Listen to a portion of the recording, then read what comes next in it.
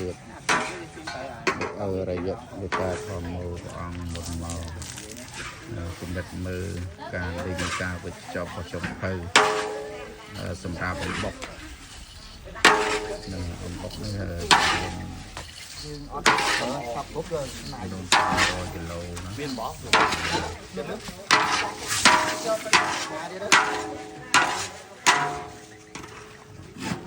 500គីឡូឆាម្ដងចង់10គីឡូដល់ឆាម្ដងទៅបុកនៅទៅវិធីនៅត្រង់រយៈមេតាធម្មោបានរៀបចំពិធីឆាជាមួយសាច់ខាត់ជាមួយសាច់ខាត់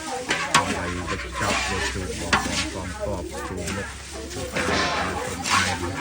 ជាពិសេសគឺទីតាំងជាដៅមានច្រកអានសេះមានច្រក3ជាន់ជាដើមដើម្បីយកជួយគាត់ឲ្យស្រួលទៅតាមសក្តិចំនួន500គីឡូមុនបុក